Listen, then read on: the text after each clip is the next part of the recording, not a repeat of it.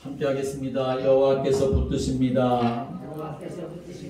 여호와께서 붙드시는 그런 한 해가 되시기를 주님의 이름으로 축복합니다.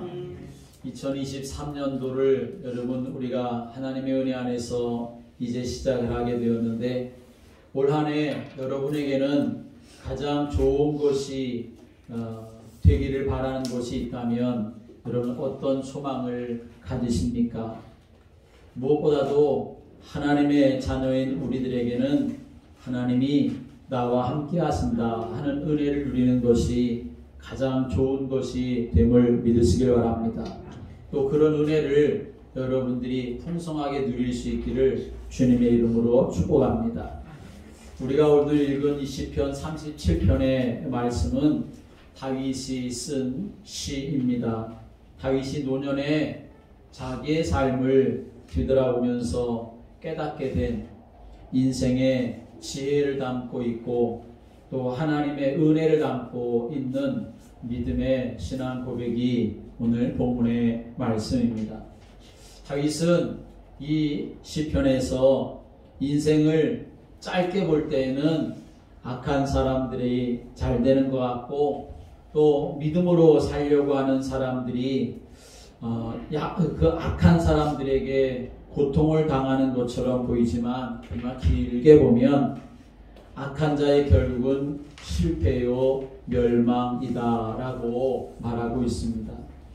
그리고 가장 복된 삶이라고 하는 것은 자신의 삶을 하나님께 맡기고 그 하나님과 동행하는 것이 가장 복된 삶이다 라고 증거하고 있는 것이지요.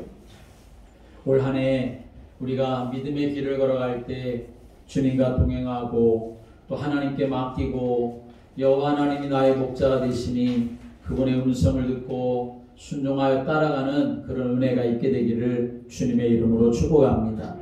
우리가 그런 삶을 살아가려고 하면 우리가 먼저 항상 마음에 품어야 될 것은 무엇이냐 하면 1절에 말씀 오면 인생의 길에서 악을 행하는 자들로 인하여 불평하지 말라라고 하는 것입니다. 1절의 말씀 읽어볼까요? 1절 시작. 악을 행하는 자들 때문에 불평하지 말며 불의를 행하는 자들을 시기하지 말지어다. 아멘. 여기 말씀 오면 악을 행하는 자들 때문에 불평하지 말고 불의를 행하는 자들을 시기하지 말라.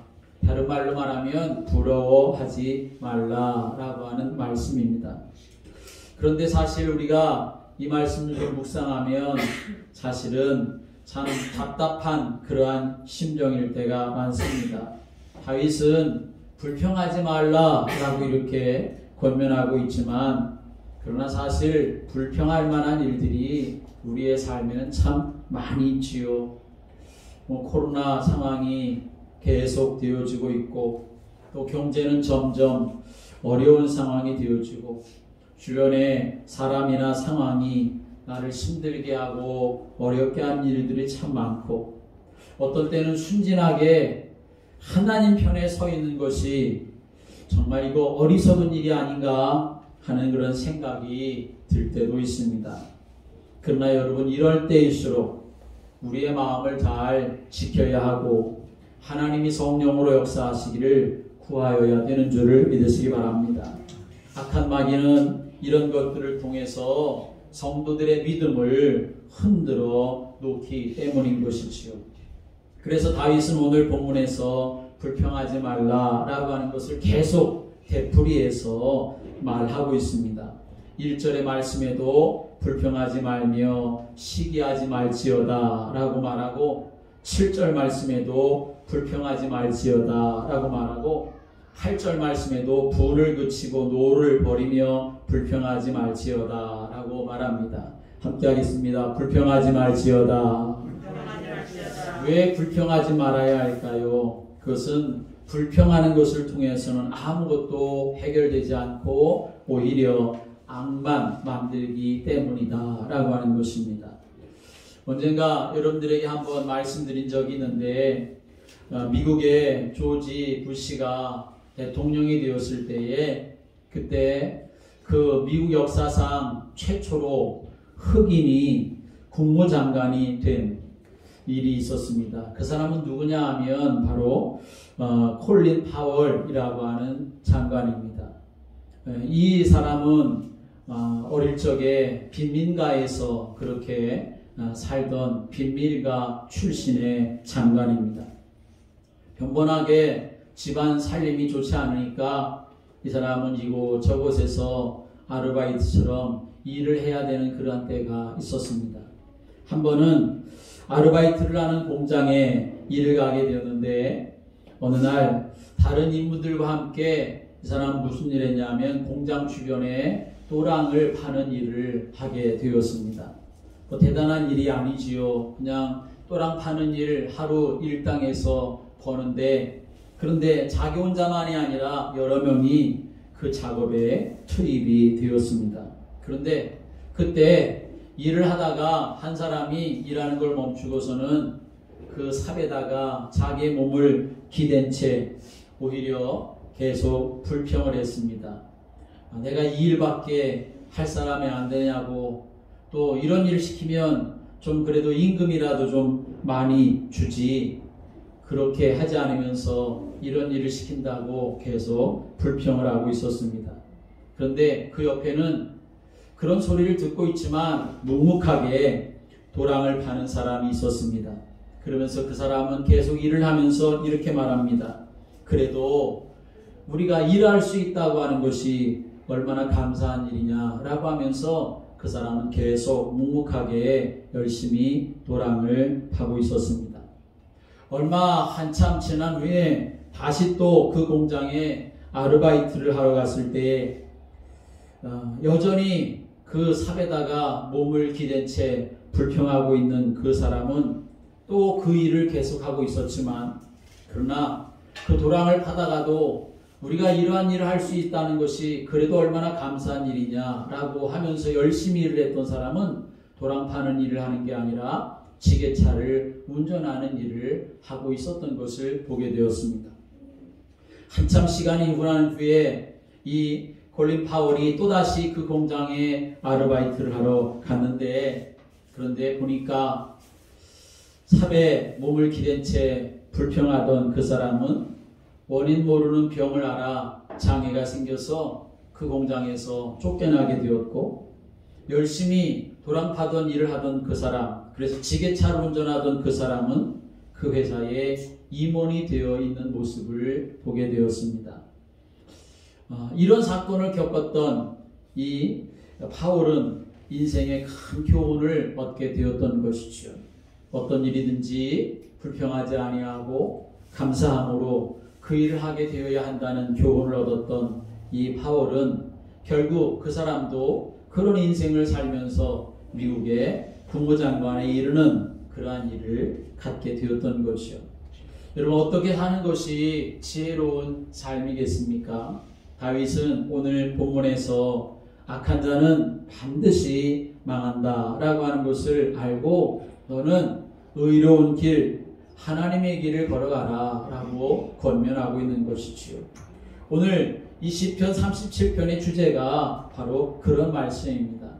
그래서 다윗은 이 시편 전체에서 여러 차례 악인의 멸망에 대해서 반복해서 말하고 있습니다. 악한 자들로 인하여 불평하지 말아라. 악한 자들의 결국은 망하게 되어진다. 심판을 받게 된다 하는 것을 말하는 것이요. 2절의 말씀이면 그들은 풀과 같이 속히 배임을 당할 것이며 푸른 채소같이 쇠잔할 것이다. 9절 말씀에도 진실로 악을 행하는 자들은 끊어질 것이다. 10절 말씀에도 잠시 후에는 악인이 없어지니 네가 그것을 자세히 살필지라도 없으리로다. 17절의 말씀에 오면 악인의 팔은 부러진다. 20절의 말씀에 오면 악인은 멸망하고 여호와의 원수들은 연기가 되어 없어진다. 34절의 말씀에 오면 악인이 끊어질 때에 네가 똑똑히 보게 될 것이다. 또 36절에 그는 없어졌나니 내가 찾아도 발견하지 못하였도다 라고 말합니다. 결국 13절의 말씀에 보면 주께서 그를 비웃으시리니 그의 날이 다가옴을 보심이로다 라고 말합니다. 무슨 말입니까? 결국은 정해져 있다는 것을 말하는 거지요. 왜 악인은 결국 망하게 되는 것일까요? 하나님은 악인을 심판하실 것이기 때문에 그렇다 하는 거지요. 여러분, 하나님은 지금도 살아계셔서 역사하심을 믿으시길 바랍니다. 온 세상의 역사를 주관하시고 우리의 인생을 감찰하시고 또 인도하고 계시는 분이시다 하는 사실 우리가 믿고 이 세상의 것들로 인하여 불평하는 것이 아니라 불평만 하다가 2023년도 한 해를 그렇게 보내는 어리석음 속에 있는 것이 아니라 다윗은 불평하지 말고 악인을 부러워하지 말고 대신 하나님을 신뢰하고 하나님께 내 길을 맡기라 라고 그렇게 증거하고 있습니다. 그래서 37절의 말씀에 오면 이렇게 말씀합니다. 온전한 사람을 살피고 정직한 자를 볼지어다. 모든 화평한 자의 미래는 평안이로다 라고 이렇게 증거합니다. 오늘 하나님이 주시는 은혜로 여러분의 심령이 가득 채워져서 마음에 하나님 주시는 미래 평안함의 축복을 누리며 살아가시게 되기를 주님의 이름으로 축복합니다.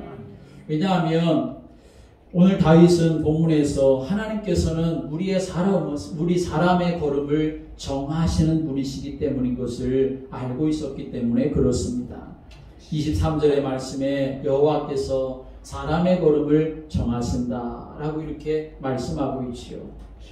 다윗이 자기 노년에 자기 인생을 이렇게 돌이켜보니까 하나님께서 자기가 걸어야 할 모든 인생의 여정을 미리 계획해 놓으시고 또 하나님께서 계획하신 그 길을 우리가 걸어갈 때 우리 하나님은 기뻐하신다라고 하는 사실을 깨닫게 되었다는 것입니다.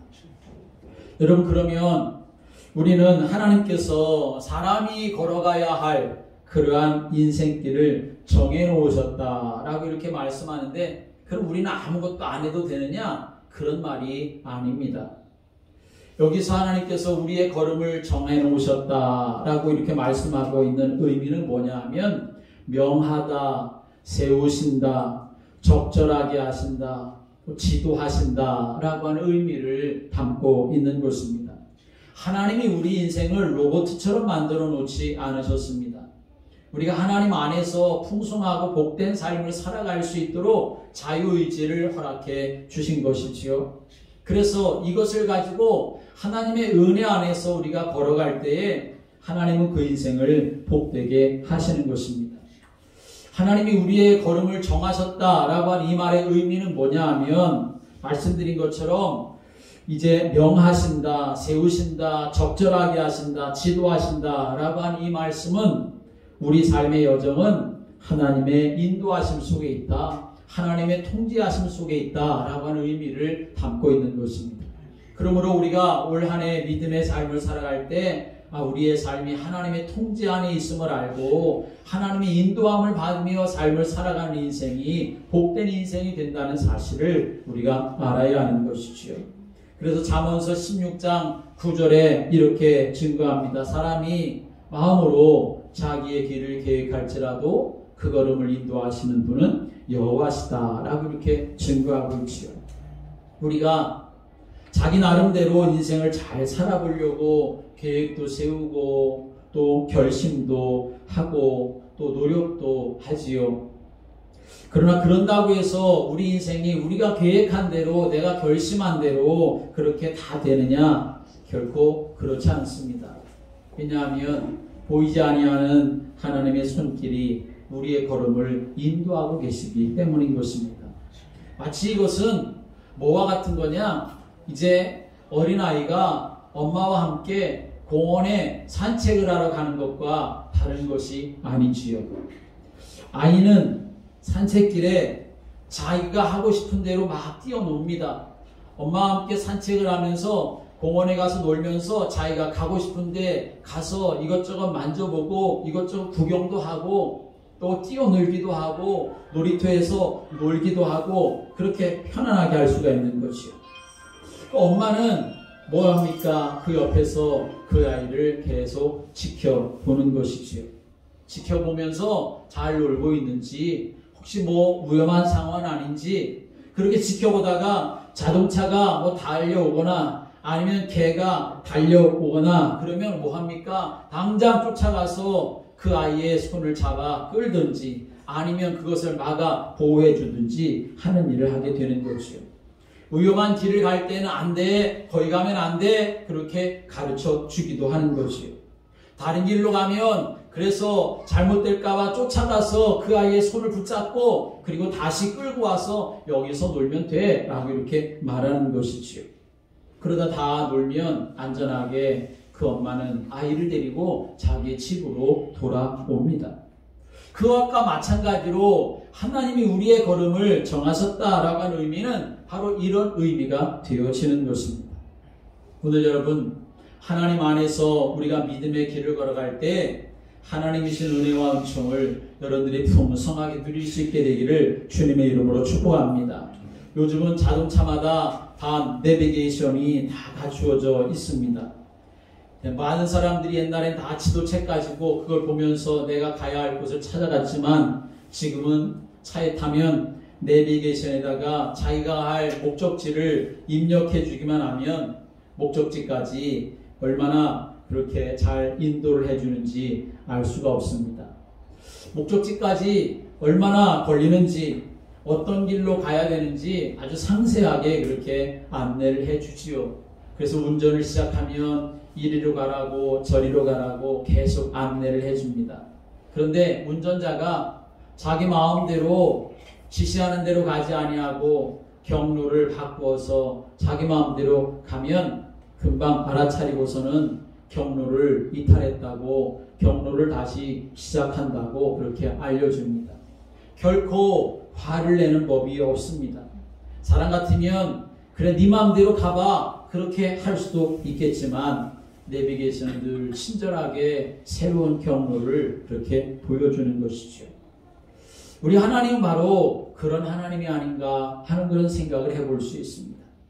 우리가 혹시라도 실수하고 넘어지고 잘못된 길을 걸어갈 때 하나님은 깨닫게 하시고 또 돌이켜서 다시금 주님 품 안에 거하도록 그 걸음을 인도하시는 분, 그분이 바로 여호와 하나님이시다라고 하는 것입니다.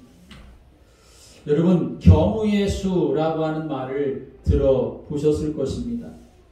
어떤 사건이 일어날 때 생길 수 있는 여러 가지의 수를 말하는 것이요. 보통 뭐 장기를 두거나 바둑을 둘 때 쓰는 말이지요. 그런데 우리 하나님에겐 어떤 경우의 수가 있느냐? 사실은 하나님은 하나님의 지혜는 무한하기 때문에 우리가 생각할 수 있는 만큼의 경우의 수를 가지고 계신 분이 아니라 수없이 수많은 경우의 수를 가지시고 우리를 인도하시는 분이시다 하는 사실을 우리가 알아야 하는 것입니다. 우리가 어떤 길을 가든 우리를 가장 선한 길로 인도하시는 분이 여호와 하나님이신 줄을 믿으시길 바랍니다. 우리 인생길에서 하나님은 말씀을 통해 우리를 깨우쳐 주시고 또 성령의 음성으로 우리가 가야 할 길을 알려주시는 분. 혹시 우리가 다른 길을 가게 될지라도 그러나 우리 하나님에게서는 그 경우의 수가 무궁무진하시기 때문에 결국에는 선한 길로 하나님의 자녀에게는 결국은 선한 길로 인도하시는 분이신 것을 우리가 믿고 오늘 하나님 내 발걸음이 내 인생의 길이 2023년도 이 길을 걸어가는 것이 하나님의 은혜 안에 있고 하나님의 손길 안에 있고 하나님의 능력 안에 있기를 구하며 또 믿음의 길을 걸어가는 성도들 되시기를 주님의 이름으로 축복합니다. 하나님의 뜻을 깨닫고 하나님께서 원하시는 길을 갈 때 하나님 우리에게 복을 주시는 분이신 것이지요. 또 다윗은 하나님은 어떤 분이시냐? 우리가 하나님 안에서 믿음의 길을 걸어갈 때 하나님은 하나님의 손으로 우리를 붙드신다라고 증거하고 있습니다. 함께 하겠습니다. 하나님의 손이 우리를 붙드십니다. 24절의 말씀 보면 그는 넘어지나 아주 엎드러지지 아니함은 여호와께서 그의 손으로 붙드심이로다 라고 이렇게 증거합니다.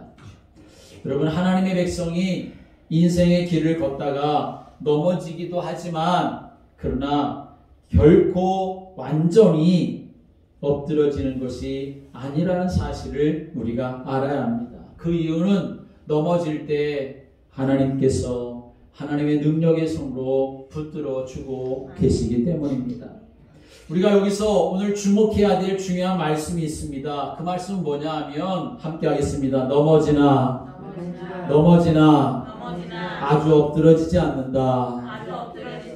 오늘 다윗은 그렇게 증거하고 그렇게 고백합니다. 그는 넘어지나 아주 엎드러지지 아니한다. 그라고 하는 것은 하나님의 자녀, 하나님의 백성을 말하는 것이요. 여러분은 나는 넘어지나 아주 엎드러지지 아니한다. 왜냐하면 그의 손으로, 여호와께서 그의 손으로 붙들기 때문이다 라고 하는 사실입니다. 하나님의 백성들이 믿음의 길을 걸어가다가 왜 넘어지는 일이 없겠습니까? 여기서 넘어진다, 엎드러진다 라고 하는 말의 의미를 우리가 잘 알아야 되는데, 이 넘어진다 라고 하는 말은 무슨 말이냐면 미끄러져 바닥에 넘어져 눕게 된 상태를 말하는 것입니다. 또 엎드러진다 라고 하는 말은 아예 내 동댕이 쳐져서 다시는 일어나기 힘든 상태를 말하는 것입니다. 그러니까 넘어진다는 것과 엎드러진다는 말의 차이는 완전히 다른 것이지요. 복싱 경기를 하다 보면 선수가 넘어지는 경우가 있는 것을 우리가 볼 수 있지요. 하나는 다운을 당하는 것이고 또 하나는 KO를 당하는 것입니다. 다운 당하는 것은 미끄러져서 넘어지는 경우도 있고 또는 상대 선수의 펀치를 맞아가지고 넘어지는 경우도 있습니다. 그런데 그렇게 넘어지는 경우가 다양할 수 있지만 그러나 이 다운당한 선수는 다시 또 일어나서 경기를 재개하려고 합니다. 심판이 보고서 잠깐 미끄러져서 넘어지기도 했고 상대방 펀치를 맞아서 넘어지기도 했지만 그냥 다시 일어나서 이제 시합을 하려고 할 때 심판이 보면서 다시 할 수 있겠구나 그렇게 판단이 되면 다시 경기가 재개되는 것이죠. 그게 바로 넘어진다라고 하는 것입니다. 그러나 또 어떤 경우 넘어집니까? KO를 당하는 그러한 때 넘어지는 것을 볼 수 있지요. KO를 당하게 되어지면 그 선수는 아예 일어나지를 못합니다. 한참 좀 엎드려 있다가 다시 일어나도 심판이 KO 당한 그 선수를 보면서 다시는 경기를 할 수 없겠구나 그렇게 판단이 되어지면 그 경기가 바로 종료가 되어지는 것입니다. 오늘 이 시편 24편에서 그는 넘어지나 아주 엎드러지지 아니한다 라고 하는 이 말씀의 의미가 그런 것입니다. 하나님의 백성이 인생을 살다가 다운당할 수는 있지만 그러나 결코 KO 당하지는 않는다 라고 하는 것을 말하는 것입니다. 함께 하겠습니다. 다운당할 수는 있어도 KO 당하지는 않습니다. 다운당할 수는 있지만 KO를 당해서 완전히 엎드러지고 하는 경우가 하나님의 자녀에게는 있을 수가 없다는 것입니다. 예수 믿는 우리 넘어질 수 있습니다. 때로는 악한 마귀 유혹에 넘어질 수도 있고 품지 말아야 할 마음을 품을 때도 있고 하지 말아야 될 말을 할 때도 있고 하지 말아야 될 행동을 할 때도 있습니다. 그래서 후회하기도 하고 죄책감에 빠지기도 합니다. 자기 자신에게 실망하기도 하고 때로는 낙심이 되기도 하지요. 오랫동안 기도했지만 하나님께서 응답하시지 않는 것 같고 나름대로 열심히 봉사하고 헌신했는데 열매가 없는 것 같고 알아주는 사람도 없는 것 같을 때 낙심하고 넘어질 수 있습니다. 그래서 너무 힘들 때는 다 내던지고 싶을 때도 있는 것이고 숨을 쉬지 못할 정도로 가슴 아프고 힘들 때도 있습니다. 그럼에도 불구하고 여러분 우리가 결코 잊지 말아야 할 것이 있습니다. 그것은 우리가 넘어졌을 때 우리를 붙잡아 주시는 분, 다시 일어나도록 붙잡아 주시는 하나님의 손길이 있다는 사실을 믿으시길 바랍니다. 자칫 미끄러질 수 있습니다. 넘어질 수 있습니다. 실수로 넘어질 수 있고 어떤 사람이나 사건으로 강한 펀치를 맞고 그렇게 넘어질 수도 있습니다. 생각지 않은 질병으로 또는 여러 가지 사건으로 넘어질 수도 있습니다. 그러나 여러분, KO로 끝났다고 경기를 포기해서는 결코 안 되는 것처럼 우리는 얼마든지, 하나님의 백성은 얼마든지 다시 일어날 수 있음을 우리는 기억해야 합니다. 왜냐하면 내게 힘이 있는 것이 아니라 나를 붙들어 주시는 전능하신 하나님의 손이 나와 함께하고 계시기 때문인 것입니다. 우리가 넘어질 때마다 다시 일어나도록 우리를 붙잡아 주시는 분 하나님이 계시기 때문인 것입니다. 그래서 다윗은 분명하게 증거합니다. 여호와께서 그의 손으로 붙드심이로다 라고 증거하고 있습니다. 성경을 보면 하나님의 손 또는 주의 손이라고 하는 표현이 정말 많이 나오는 것을 볼 수가 있지요. 주의 손이라고 하는 이 표현은 하나님께서 우리를 위해서 일하시는 모습을 비유적으로 설명하고 있는 것입니다. 우리가 힘들 때, 우리가 넘어질 때에 하나님의 손이 우리를 붙잡아 주신다라고 하는 것입니다. 여러분, 지난 한 해도 하나님께서 붙잡아 주신 줄을 믿으시기 바랍니다. 그러니 결코 주님의 손을 놓지 말기를 바랍니다.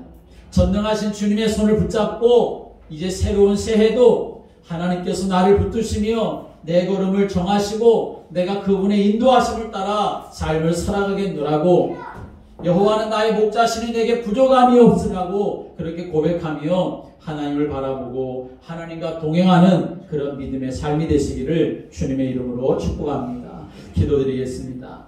하나님 아버지, 우리가 연약하고 부족하여 넘어질 때가 많고 악한 일로, 악인들로, 세상으로 인하여서 불평해야 할 만한 일들이 많지만, 그러나 오늘 하나님의 사람 다윗은 불평하지 말라고, 부러워하지 말라고 그렇게 증거하고 있습니다. 주여, 우리의 눈을 열어주셔서 여호와 하나님을 온전히 바라볼 수 있도록 주께서 성령으로 역사하여 주옵소서. 우리의 걸음걸음마다 정하시고 인도하시는 하나님이 계시니 감사드립니다. 주여, 때마다 도우시는 주님의 은혜를 누려갈 수 있게 하여 주시옵시고, 주의 손으로 붙드시는 은혜를 우리가 누려가도록 성령님 역사하여 주옵소서. 그래서 올 한 해도 여호와 하나님 나의 목자가 되심으로 부족함이 없고 인도하시는 그 삶을 살아가도록 성령께서 통치해 주옵소서. 예수 그리스도의 이름으로 기도드립니다. 아멘.